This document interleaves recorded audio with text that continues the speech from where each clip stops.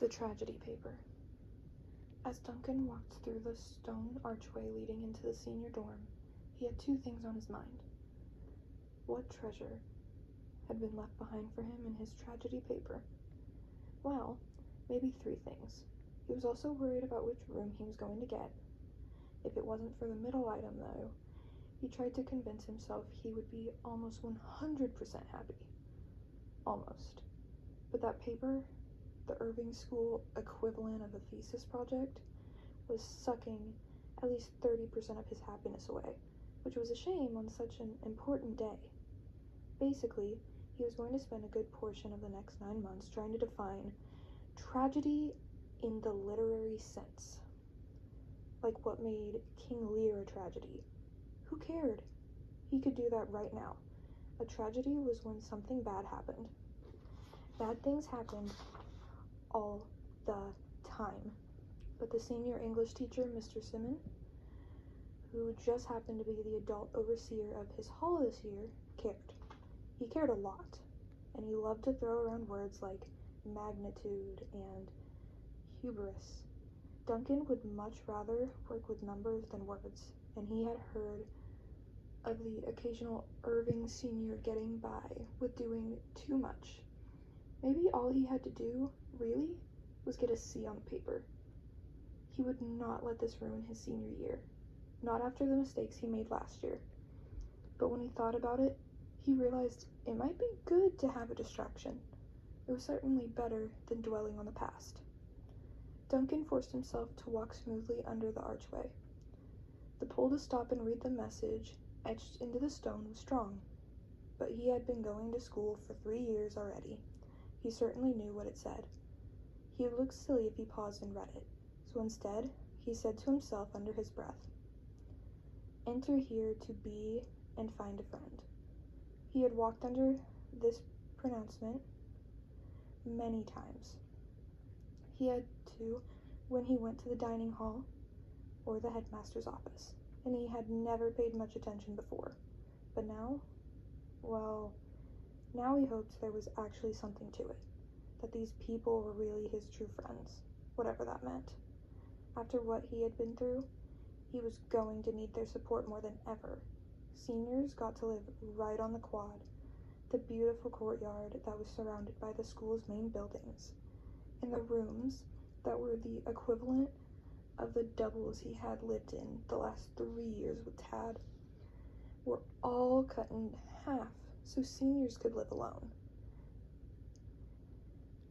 It would be his first time ever at school not sharing a room with another person. Of course, the rooms were tiny, but he would have happily lived in a closet to be on the quad and alone. He walked into the building, taking in the familiar smell of food from the dining hall, and he always thought paper ink and brains, thinking hard, and walked towards the stairs. He hesitated, knowing that his entire summer's worth of wondering and hoping for the room he wanted was now going to be answered, for better or worse. He knew what would make him happy, one of the rooms facing the quad in the middle of the hall next to Tad if he could have everything his way. A hand touched his shoulder and he flipped around. "Come on, man, what are you waiting for?" Tad asked, a huge grin on his face. Duncan leaned in to shake his hand, but Tad pulled back at the last minute, challenging Duncan to chase him, and ran 2 steps at a time up the stairs. Duncan made a move to follow him, but stopped. This was it, and he almost didn't want to know. The only people who were told which senior would get which room were last year's seniors, and they were sworn. Literally, they took an oath that involved dropping a few notches in their grade point average, with the promise of their college being notified if they broke it, to never tell. The last day of school, they each wrote the incoming senior's name and posted it on the door, leaving behind a quote-unquote treasure for that student to find on their first day of school the next year. After that, the halls were sealed until the following August. Many a new senior had tried to wend his way or her way into that floor, even trying to bribe the cleaning crew that came in the week before school started to take the musk and dust out of the air. As far as he knew, nobody had ever succeeded, and the treasure awaiting him could be anything. "Hey, Dunk," Tad called down. "If you don't come up here, I am going to steal your treasure." Duncan had the urge to yell up to ask which room he got, but he couldn't.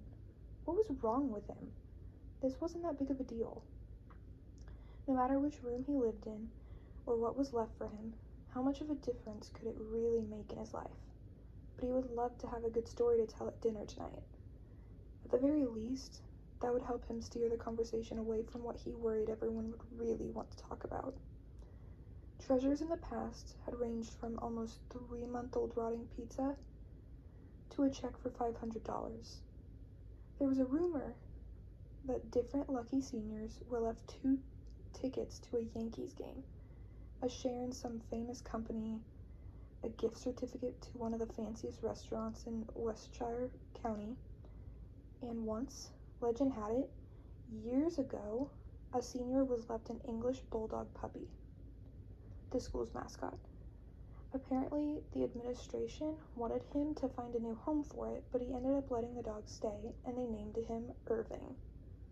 There's a picture of him in the library, but every time Duncan asks a teacher if it was really true, he or she refused to tell.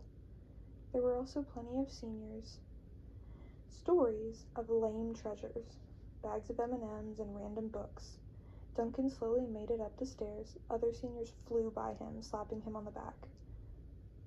This was the staircase for the boys and girls, but the senior girls went around the corner to their long hallway, which looked out over the wooded area behind the school. He heard a girl squeal that there was a bunny in her room. Could that even be possible? Someone must have gotten through to the cleaning crew, and they agreed to bring it in recently, which is what must have happened with the mysterious bulldog. He hoped he didn't get an animal. That was the last thing he wanted. He was almost to the top. If he looked, he would be able to see the doors that were still closed. He might be able to begin to guess which was his. But it was a long hallway. Most of the doors at this end were open, so their occupants had already found them. He could see the doors at the other end of the hallway pulled shut, some with construction paper taped to the front, others with letters of people's names cut out and arranged across the door. His name didn't pop it out at him. He was halfway down the hall when he got this sinking feeling. Tad ran out of the door just then. "I have Hopkins' old room from last year," he said. "And guess what he left me?" "What?" Duncan asked, not really caring. He wanted to snap out of this funk. Tad was acting totally normal enough. Maybe nobody was even thinking about what happened last year. Whatever room Duncan lived in, whatever treasure he got, it would all be forgotten in a day or two. Anyways, only the really great treasures were talked about any longer than that. And as for his room, he'd get used to anything. There was really only one room that nobody wanted. "Come in," Tad said, bringing Duncan back to the moment. Reluctantly, Duncan walked into Tad's room and looked around. It wasn't as small as he expected it to be. In fact, it seemed pretty big. There was a bed, smaller than a twin, if that was possible, and a tiny desk, though nobody really worked in their rooms. They all went to the hall to study. Tad pulled open the closet door and gestured inside. Duncan could see a bottle. It looked like some sort of liquid with a huge gold bow pushed to the back of one of the shelves. Tad reached for it. "Bourbon," Tad said proudly. "The good stuff. It says it's from the family reserve. It's like 20 years old." "Huh," Duncan said. "Want to have some?" "Nah, not now. I want to find my room," he said, but then he added, "Maybe later." "You haven't found your room yet?" Tad asked incredulously. "Go, man, find it." Duncan walked back into the hallway. There were people everywhere, running back and forth from room to room, throwing balls, playing music.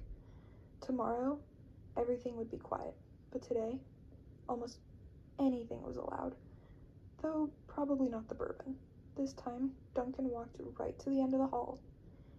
He knew what had been bothering him. He had a feeling he was going to get the corner room, the one nobody wanted. and he was right. Scrawled on a piece of white-lined paper was his name. He opened the door and immediately remembered why nobody wanted the room. There was barely any light, just the tiniest circle of a window that looked cool from down below, but not from up here. And it was so much smaller than Tad's room. Duncan sank down onto his unmade tiny bed, and all his things were neatly stacked in the corner sent ahead and brought up earlier in the day. He was so disappointed that he almost forgot about the treasure, if it was possible. As soon as he spotted it, he started to feel even worse. On the small desk was a pile of CDs. Great. Music that was almost worse than the rotting pizza, because it wasn't even interesting. And who listened to CDs anymore? He knew who lived here last semester. It was that albino kid. Duncan could not believe his bad luck. He leaned toward the desk. The room was so small you could reach anything from any point without getting up or moving. The CDs sat neatly stacked with a folded note. He unfolded the paper slowly. It was typed and signed in that scrawled handwriting. Dear Duncan, I know what you are probably thinking right now. Well, I bet you're thinking a lot of things, but at the top of your list is probably that this room sucks. It doesn't. There's a secret compartment in the closet that nobody else has where you can hide anything. Third shelf. Just push the wood plank evenly and it will move. It's hard to see in through the window, or under your door for that matter, so you can pretty much get away with keeping your light on later than anybody else. And Mr. Simon will feel sorry for you for having such a bad room, so he'll bring you extra food. Having said all that, overall I would say my time in this room did suck, and I think you know why, but I want to explain. When I was told you'd be living here, I have to be honest, I couldn't believe it. Maybe you can guess what I'm about to say, but I'm going to tell you anyways. It's important that you know why and exactly how everything happened. Someone has to. Someone might be able to use the information and not make the same mistake I made. Maybe, I don't know. Listen to my story. You might think CDs are dumb, but considering my reaction to you in the dining hall last year and how I can only imagine you feel, I hope you'll appreciate them. It's easy enough to play them on your laptop. I don't know how well you actually knew Vanessa, but she's the only other person in the world who has a copy of these. And I have no way of knowing if she will listen to them, or has listened. At least I hope so. Or maybe I hope not. But let me say one important thing. I would bet money you didn't expect, and then I will leave you to your senior year. What you're about to hear, the words, the music, my downfall, as well as your perceived or actual role in it, will serve you better than you ever could have imagined. Basically, I'm giving you the best gift, the best treasure you could ask for. I'm giving you the meat of your tragedy paper. Yours truly, Tim. Duncan could hear everyone in the hall. He wanted to be out there with them, but he had to admit he was curious, and if he was being really truthful, maybe a little scared. He pulled his laptop out of its bag, put it on the desk, and slipped in the first CD. Then he put on the headphones and pressed play.